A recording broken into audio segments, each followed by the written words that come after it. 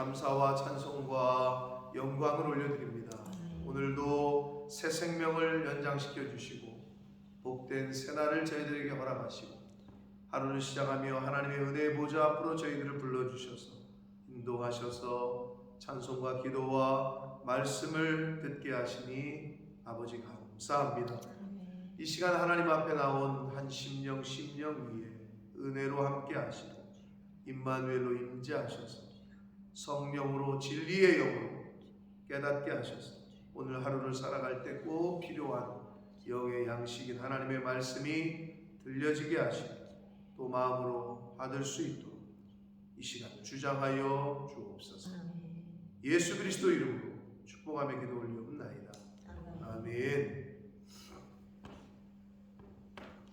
자, 느부갓네살 왕의 억지 아닌 억지, 내가 무엇을 꿈을 꿨는지 그 꿈과 함께 해석도 맞춰라.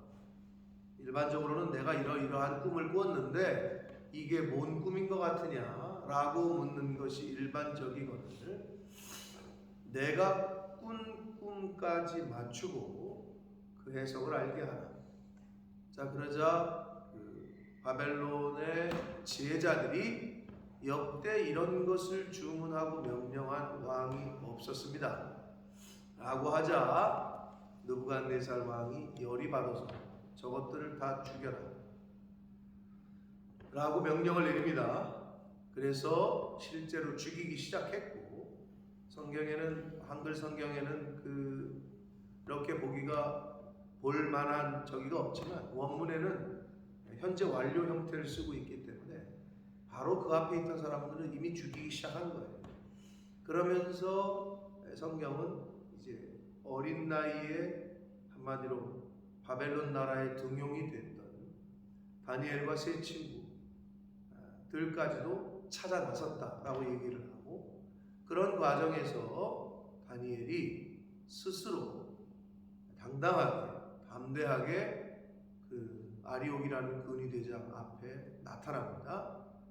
자, 그래서 자신을 왕에게 데려가 달라고 부탁을 했고, 결국은 왕에게 나아가서 기도할 시간을 달라고 했고, 자, 그래서 다니엘이 세 친구와 함께 하나님 앞에 기도를 드렸다. 하나님께서 은혜를 베푸셔서 그 꿈과 왕이 꾼 꿈과 그 해석을 알게 하셨고, 그래서 다니엘은 하나님을 찬송하고 찬양하고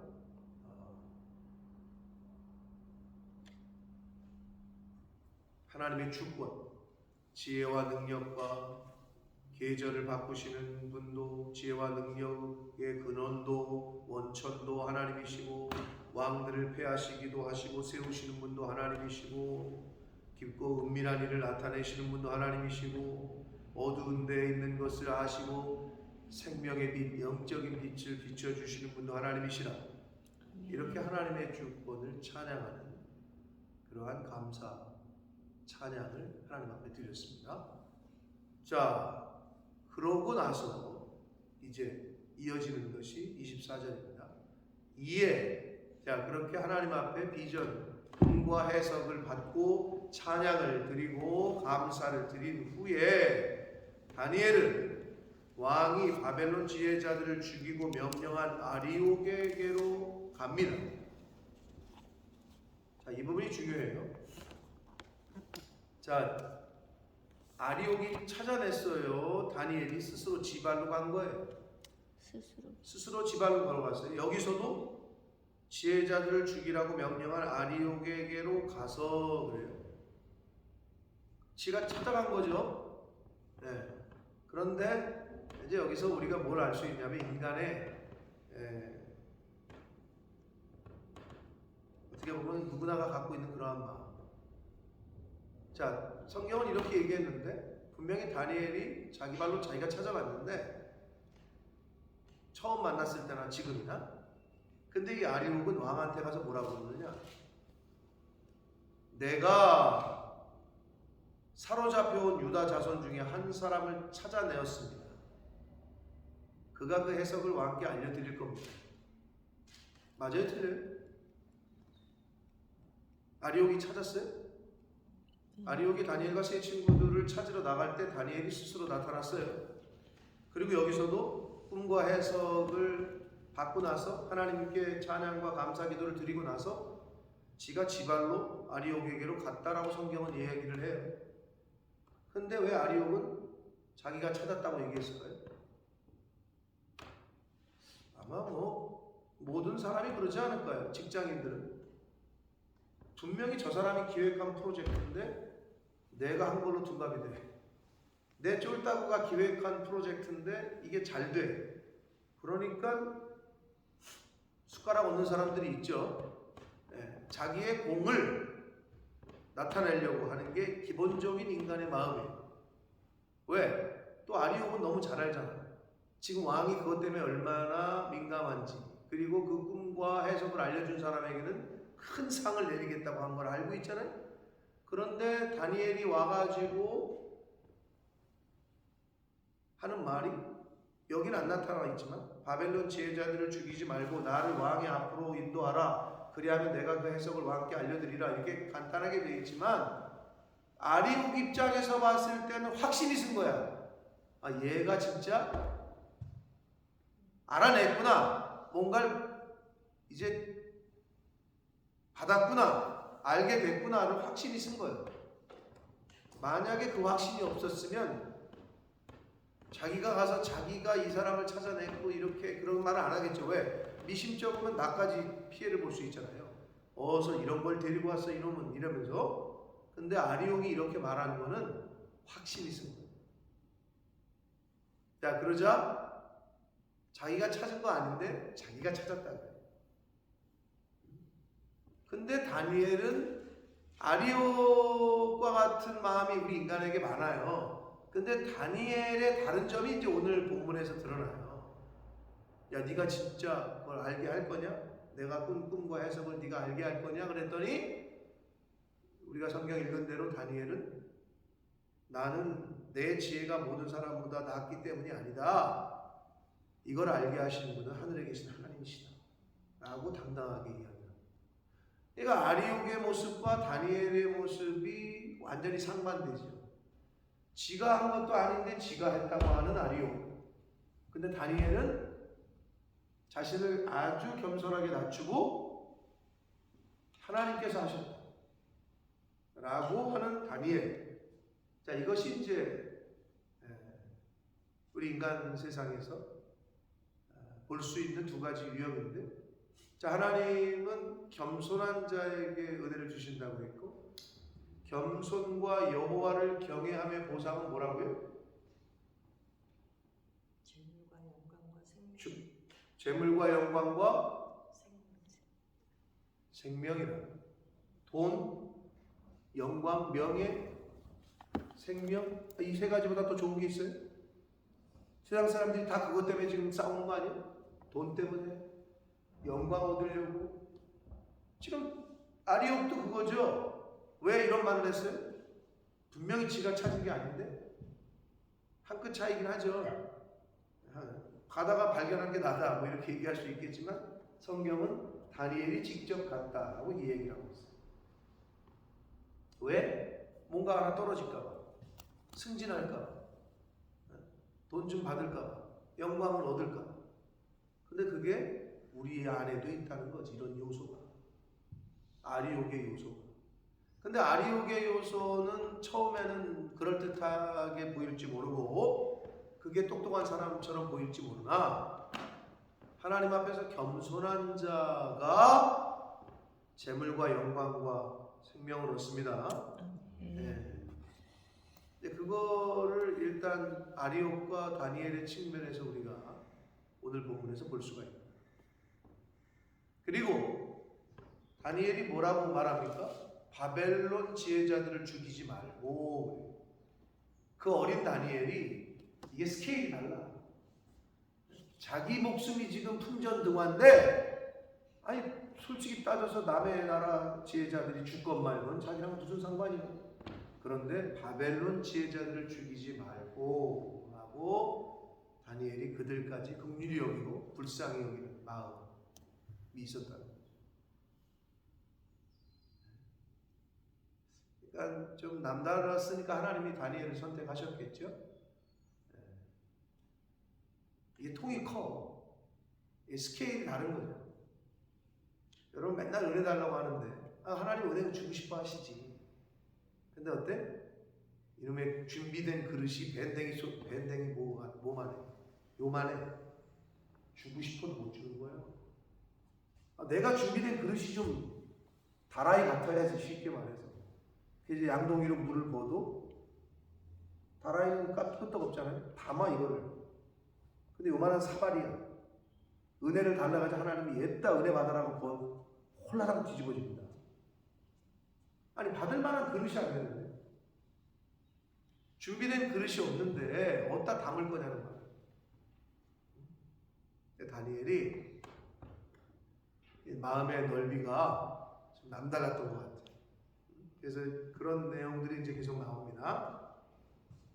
자, 그렇게 왕 앞으로 자기를 인도해라. 자, 그래서 25절, 이에 아리옥이 다니엘을 데리고 급히 왕 앞에 들어가서 아뢰되 내가 사로잡혀 온 유다 자손 중에서 한 사람을 찾아냈습니다.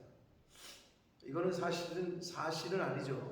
분명히 말하지만 다니엘이 스스로 간 거죠. 그가 그 해석을 왕께 알려드릴 겁니다. 아주 근위대장 입장에서는 의기양양, 뭔가 좀 떨어지겠거니 하고 이제 이야기를 하는 거예요. 자, 그러자 26절, 왕이 대답하여 벨드사살이라 이름한 다니엘에게 이르되, 앞에서 말씀드렸습니다.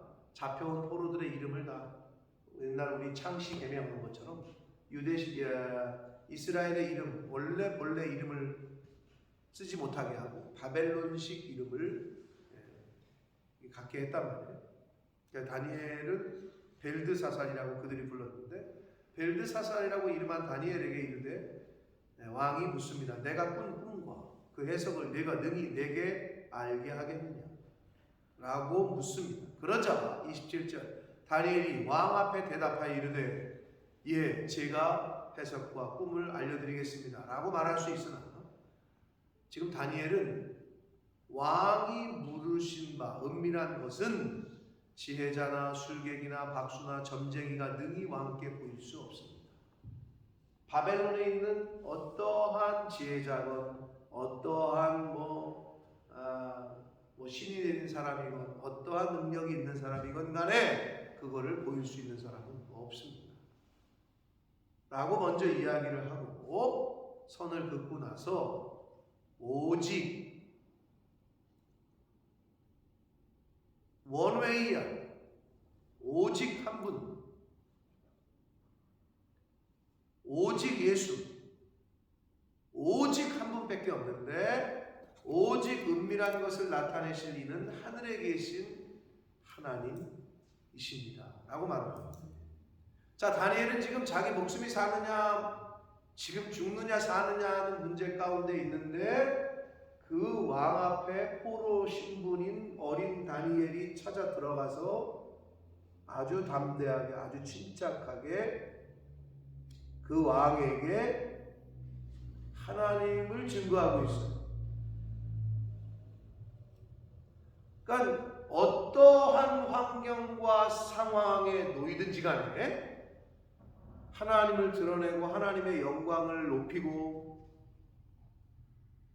하는 어떠한 상황이건 어떠한 환경이건 그게 저와 여러분의 모습이어야 되고 우리 인생의 목적이어야 돼요. 내가 놀든지 먹든지 일하든지 자든지 여행을 다니든지 무엇 하든지 간에 항상 우리는 하나님의 영광과 하나님의 이름을 높여드리는 기회로 삼아야 됩니다. 지금 다니엘이 그걸 보여주고 있는 거예요. 이렇게 종합적으로 생각해 보면 그 어린 나이에 그 대국의 왕 앞에 가서 이 나라에는 없다, 그리고 내가 믿는 하나님을 그렇게 자신 있게 소개하고 이야기할 수 있는 것은 쉬운 게 아니라고 절대. 근데 다니엘은 그 어려운 거를 아주 쉽게 하고 있어요. 여러분, 어려운 거를 쉽게 하는 사람이 실력자죠. 어려운 문제를 쉽게 푸는 게 공부 잘하는 애들이잖아요. 그럼 왜 그래요? 준비가 돼 있는 거예요.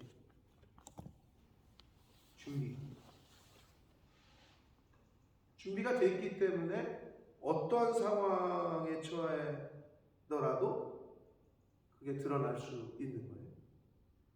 앞에서 얘기했지만 조상의 하나님의 이름을 부르는 다니엘의 모습을 보면서 우리가 할아버지 때, 그 아버지 때, 그 이상의 그 신앙생활의 계대가 계속해서 내려왔음을 짐작할 수 있다는 말씀을 드렸는데, 그게 쌓여서 그게 준비가 됐기 때문에 이런 결정적인 순간에 다른 나라의 침략국의 왕에게 하나님을 전하고 소개하는 그 역할로 다니엘이 지금 쓰임 받고 있습니다. 그러니까 이게 참 얼마나 대단한 거예요.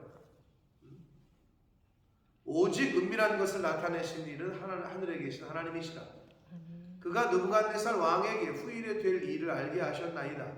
왕의 꿈, 곧 왕이 침상에서 머릿속에서 받은 환상은 이러합니다.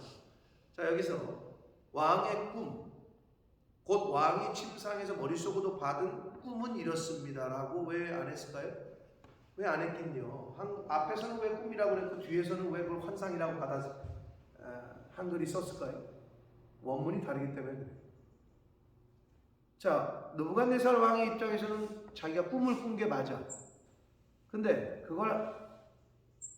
꿈을 보여주신 하나님 입장에서는 그게 뭐예요? 나한테는 꿈인데 하나님 입장에서는 미래에 될 일을 계시해 주신 거지. 환상, 그러니까 꿈을 통해서. 하나님 입장에서는 그게 계시였던 거지. 그냥 느부갓네살 왕의 입장에서는 이거 뭔 꿈이야 이게 아니고 하나님 입장에서는 내가 너에게 지금 보여주고 있는, 말하고 있는 계시. 여러분이 설교 말씀을 듣고 하나님 앞에 나올 때, 하나님 말씀을 들을 때, 여러분이 그냥 들을 때 오늘 그냥 목사님 또 무슨 말씀, 저 본문이야, 그 입장이 아니라 하나님 입장에서는 지금 하나님의 말씀을 계시하시는 거지. 내가 이걸 어떻게 받느냐가 받는 사람의 입장에 따라 다 달라지게. 그게 안 되면 설교 시간에 잘 자거나 졸거나 딴 생각하고 그러는 거죠.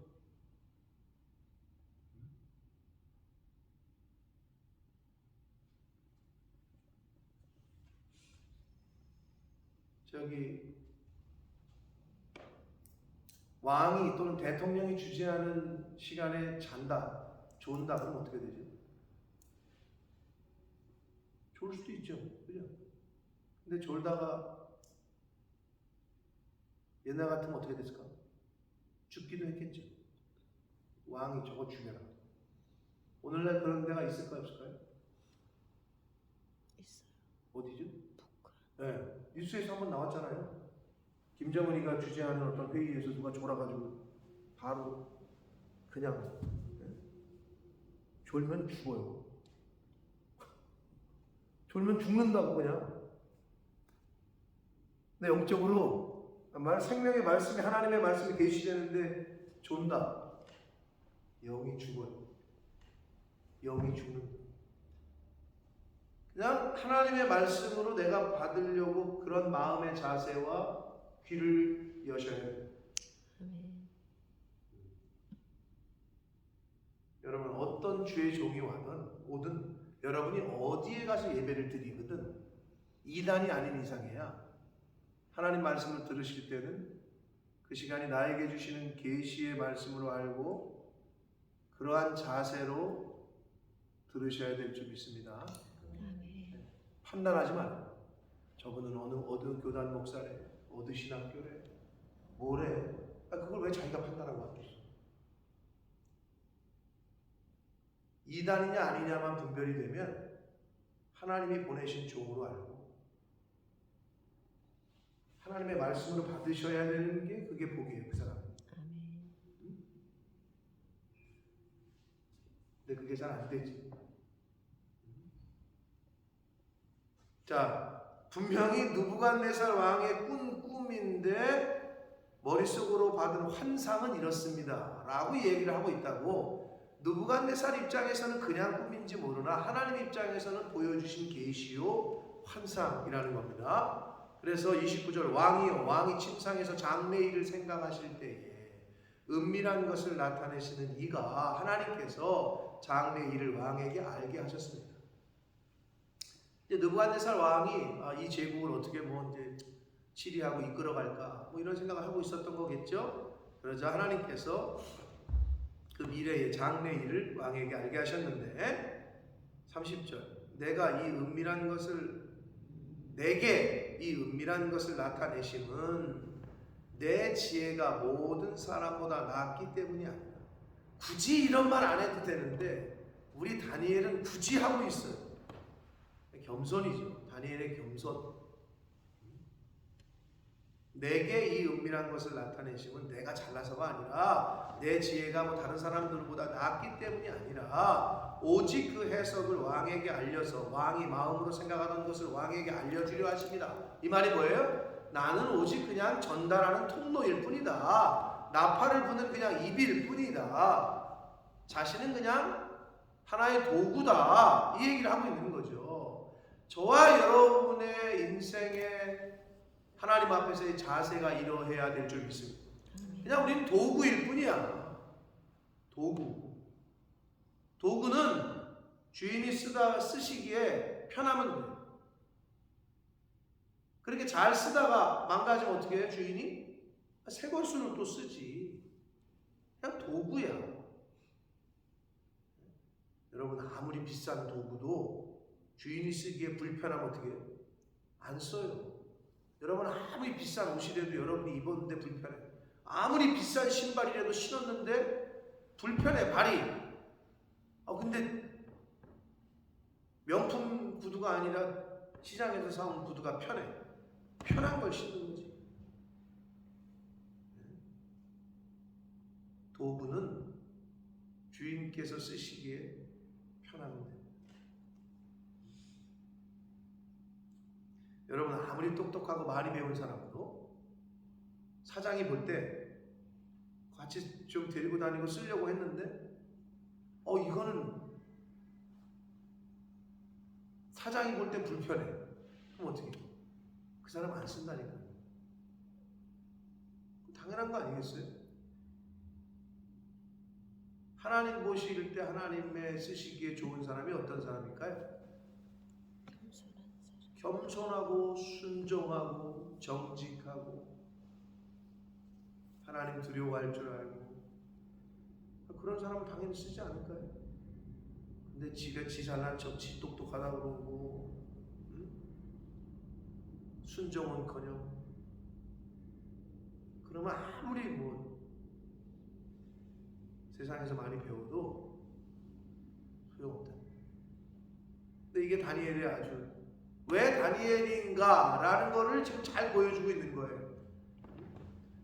내 지혜가 모든 사람보다 낫기 때문이 아니라 그냥 나는 하나님께서 알려주시는 통로일 뿐이다. 도구일 뿐이다 라고 이야기를 합니다. 31절 왕이여 왕이 한 큰 신상을 보셨습니다. 이제 그 꿈이 뭔지를 밝히고 있습니다. 큰 신상을 봤다. 여러분 바벨론에는 이제 그 뒤에도 나오는데 바벨론에 그 신이 있을 거잖아요. 27m짜리 신상이 있었대요. 여러분 위로 27m면 아파트 한 9층, 10층 정도 되는 거예요. 어마어마한 거죠. 27m짜리 신상. 그 정도가 되는 큰 신상을 보셨는데 그 신상이 왕의 앞에 섰는데 이 신상의 세 가지 특징을 얘기합니다. 일단 첫 번째, 커. 그리고 광채가 나도록 찬란해. 세 번째, 모양이 심히 두려워. 아주 커요. 여러분, 세상은 넓고 할 일은 많다라고 누가 그러셨죠? 김우중 전 대우 회장이 세상은 넓고 할 일은 많다. 진짜 세상은 커요. 여러분, 여기서 말하는 이 신상의 특징은 세상의 특징입니다. 그리고 사람들이 볼 때 세상이 어떻게 해요? 빛이 나. 아주 그냥 요란해. 재밌어. 그리고 거기서 영광을 얻을 것 같아. 찬란해. 그리고 마지막, 또 세상은 두려운 곳이. 이게 세상의 특징이에요. 자, 그러면서 구체적으로 그 우상의 머리, 이제 그 한 신상, 사람의 모양을 한 거니까 머리부터 이야기를 하는데, 그 우상의 머리는 순금이요. 자, 머리는 순금이고요. 가슴과 두 팔은 은이고요. 배와 넓적다리는 노수를 댔고요. 그 종아리는 쇠고요. 그 발 얼마는 쇠요 얼마는 진흙이었다 라고 이야기합니다. 자, 그래서 이것을 해석하는 많은 교회사 가운데 많은 학자들이 여러 가지 해석이 있으나, 전통적으로 받아들여지는 해석은 이게 미래의, 자, 금으로 얘기하는 머리가 금인데, 이거는 그 당시 느부갓네살 왕이 지배하고 있던 바벨론 제국, 당시의 세상에서 가장 큰 제국이었습니다. 바벨론 제국. 자, 그 다음에 은, 두 팔과 가슴이 은이 되는데, 자, 역사 속에서 세계사, 이거는 막 성경이 아니고 세계 역사 가운데 바벨론 제국이 누구한테 멸망하고 또 그 다음에 들어선 제국이 뭐라고요? 페르시아, 메데바사, 페르시아입니다. 페르시아가 제국 그 다음을 잇습니다. 자, 그 다음 페르시아가 누구한테 망하죠? 영화 300 보신 분, 유일하게 김경희 집사님에게만 물어볼 수밖에. 보셨어요? 안 보셨어요? 여기 문명식 유진 아버님 보셨어요? 영화 300 못 보셨어요? 아, 그게 명작인데. 그래도 그게 이제 페르시아와 헬라를 침범한 페르시아 대군에 맞서 싸우는 스파르타, 당시 아테네 스파르타, 스파르타의 헬라의 그 300명의 용사, 그 영화의 한 장면이, 그게 이제 페르시아와 헬라. 나중에는 페르시아가 헬라의 멸망을 당합니다. 헬라 제국이 들어섭니다. 헬라 제국. 자, 그 다음에 헬라 제국은 어디에 또 멸망당하고, 그 다음 제국이 어디죠? 로마죠. 로마가 이제 AD 476년부터 시작해서 마지막 제국이라고 할 수 있는, 로마 제국 다음에 인류 역사상 제국이라고 표현하는 나라가 있나요? 세계를 이렇게 통치했다. 그런데도 참 있긴 있어요. 대한제국이라고. 대한제국이라고 쓰더라고요. 예? 자, 사실 없어요. 그렇게 큰 흐름을 보여요, 세계 역사가. 자, 그래서 머리로 표현되는, 머리에는 금, 이게 바벨론, 두 팔과 가슴이 은, 이게 페르시아, 메데파사, 그 다음에 두 다리, 동, 배와 넓적다리는 이 동, 헬라, 그리고 두 다리 로마, 철과 진흙으로 된 발가락, 몇 개가 철이고 몇 개는 진흙이고 분열된 로마 제국이 분열되잖아요, 나중에. 이러면서 이제 역사의 흐름을 보이는데, 이게 좀 특징이 있습니다. 이것의 특징이 뭐냐? 자, 머리부터 발로 내려올 때 머리는 금이고 가슴은 은이고 배 넓적다리는 동이고 다리는 철이고 발가락은 철과 진흙이다. 점점 어떻게 해요? 일단 가격면에서 볼 때 점점 비싸져요? 점점 싸져요? 싸지죠? 가격면에서. 그리고 가치, 즉 원자량을 따질 때 과학적으로 금은요, 원자량이 197, 은은 한 104, 동은 65, 철은 25. 이게 과학에서 말하는 원자량이에요. 그리고 비중은 어때요? 또 무게로 따지는 비중도 점점 내려가고 있어요. 즉 인류 역사 가운데 아무리 크고 아무리 찬란하고 아무리 두려운 세상이지만 점점 쇠퇴한다는 거예요. 점점. 자, 그러다가 34절 또 왕이 보신즉 손대지 아니한 돌이 나와서 신상의 새와 진흙의 발을 쳐서 부러뜨렸다. 이렇게 되어 있습니다. 35절 그때에 새와 진흙과 놋과 은과 금이 다 부서져 여름 타작마당에 겨같이 되어 바람에 불려간 곳이 없었고 우상을 친 돌은 태산을 이루어 온 세계에 가득했다.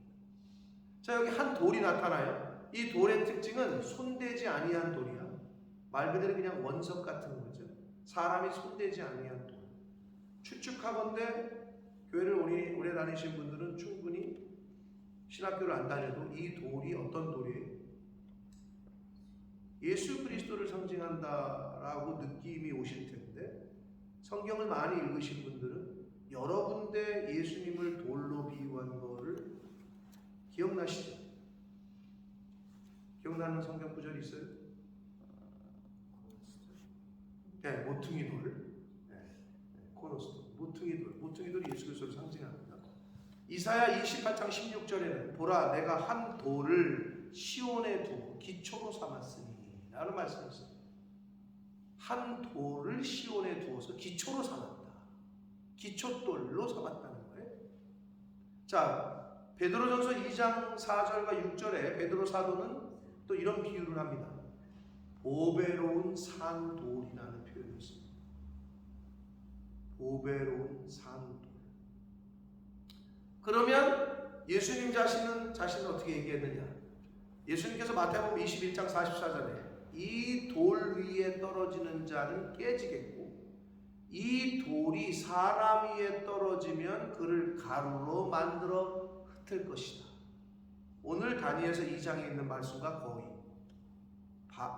타작마당에 겨같이 되어 다 부서져가지고 가루가 돼서 바람에 불려 간 곳이 없게 된 것처럼 될 거다. 이렇게 말씀합니다. 예수님이 직접. 자, 그래서 성경에서 말하는 산돌, 보배로운 산돌, 그리고 기준이 되는 기준돌, 기초돌, 예수 그리스도. 이건 십자가의 의미와 십자가는 이중적인 의미가 있다고 그랬죠. 심판과 구원.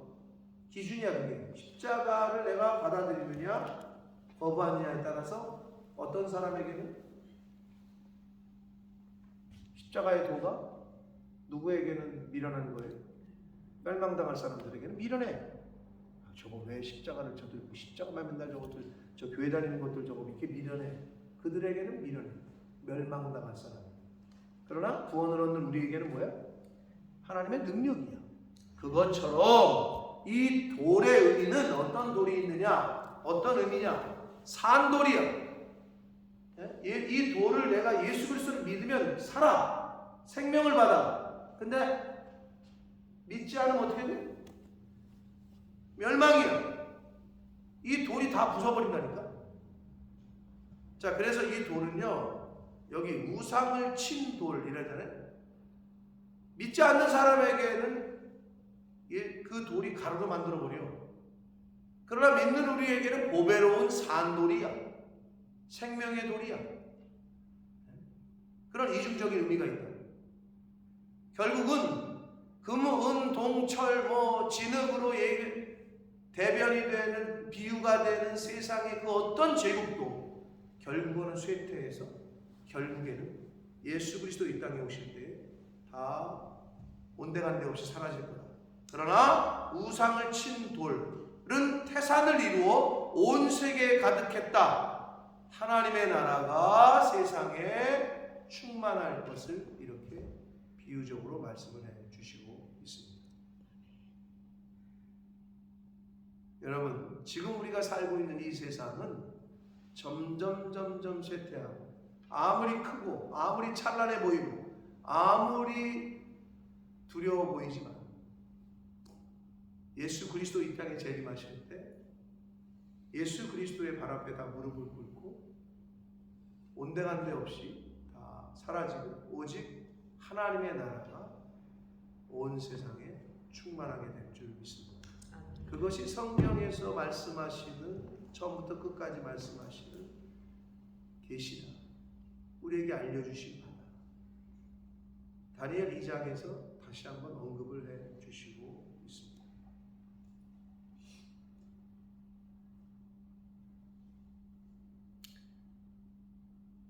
예수 그리스도를 친돌로 표현하잖아요. 세상을 친돌로.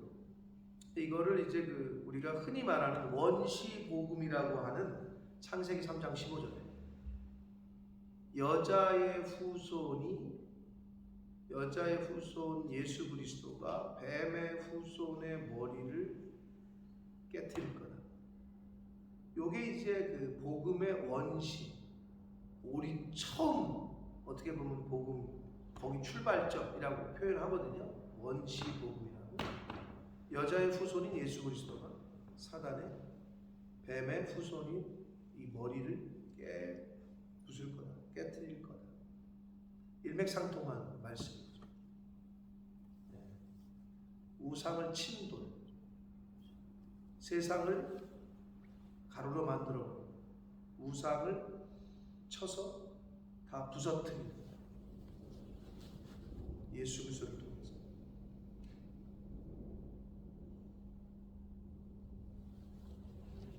성경은 처음부터 끝까지 이 계시를 알려주고 있는 거예요. 처음부터 끝까지. 그리고 성경의 그 예언은 과거, 오늘, 현재를 기준으로 과거에 이미 다 성취가 되었고, 현재도 미래도 하나님의 말씀은 계속 성취가 되어져 가고 있습니다. 그렇기 때문에 살아있는 책이라고 얘기합니다. 그렇기 때문에 세계 역사가들이 아무리 이거를 뜯어 맞춰봐도 성경에 나오는 무슨 왕 몇 년에 무슨 왕 몇 년에, 이게 세계 역사의 모든 기록과 맞아떨어지기 때문에 부인을 못하는 거예요. 이걸 아무리 깨부시려고 했는데 이 성경을, 이건 사실이 아니다. 연구를 하면 할수록 사실이네. 그러니 다른 자료들이 발견되면 될수록 사실이네. 왜? 사실이고 진리니까. 우리가 이 2000여 년 동안 인류와 함께한 진리를 우리 손에서 지금 우리가 보고 있는 거예요.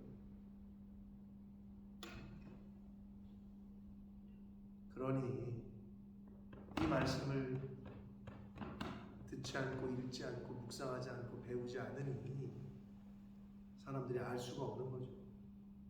아니, 학생이 교과서 안 보면, 책 안 보면 알 수가 없죠. 시험의 답을.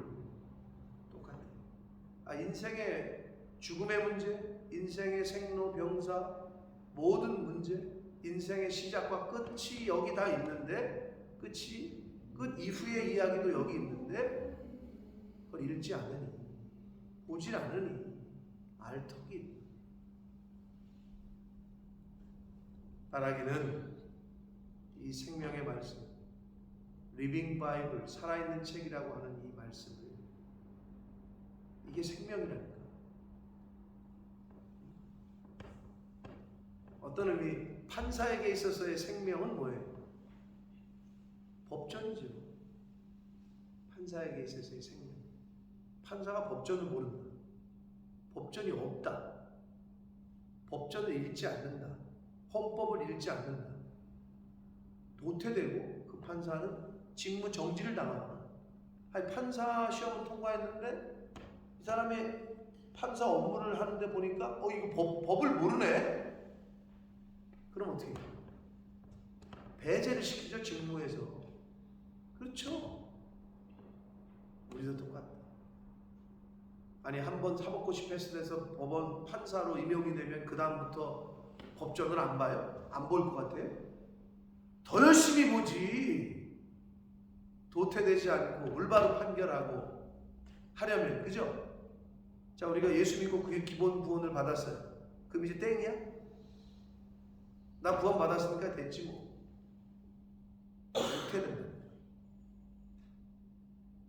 상급 구원을 이루어 가야 될 거야. 구원을 이루어 가야 될 거야.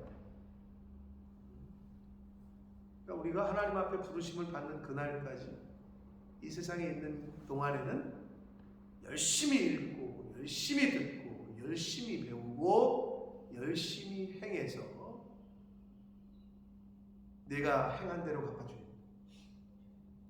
내가 뿌린 대로, 이 땅에서 행한 대로 갚아주겠다 하신 말씀 잘 기억해서 하나님의 말씀을 잘 이루어가는 저와 여러분 되시길 축복합니다. 오늘 다니엘과 아리옥을 통해서 또 주시는 계시성과 또 이 미래에 될 일, 신상에 대한 이야기를 통한 계시성들이 있었는데 오늘 주신 말씀을 가슴에 잘 새기시고 오늘 하루를 나에게 특별히 말씀하시는 그 음성의 귀를 기울이셔서 그 말씀을 잘 이루어 가시는 오늘 한 날이 되시기를 예수 그리스도 이름으로 축복합니다. 살아계신 하나님 아버지, 감사와 찬송과 영광을 올려드립니다. 아버지, 생명 주시고 새날 주시고 또 말씀을 허락해 주셔서 감사합니다. 하나님, 생명의 말씀 여기 있는 이 하나님의 말씀을 읽고 듣고 지킬 수 있도록 저희들을 이 은혜의 보좌 앞으로 불러주시고 말씀을 전하고 듣게 하시니 배우게 하시니 하나님 감사합니다. 아버지 하나님, 진리의 영, 깨닫는 영, 성령으로 함께 하셔서 하나님의 말씀을 듣고 읽고 행함에 있어서 성령께서 감화 감동해 주시고 깨닫게 하시는 그 은혜를 영적으로 늘 민감하여 우리의 영이 죽어서 둔감해져서 하나님 계속 콜링하시는데 부르시는데 말씀하시는데 그걸 들어야 될 걸 듣지 못하고 봐야 될 걸 보지 못하는 안타까운 인생이 되지 않냐도 아버지 말씀을 들을 때 겸손한 마음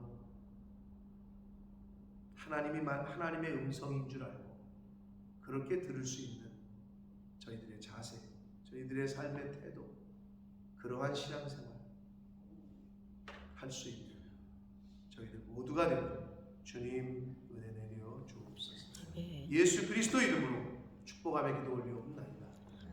하늘의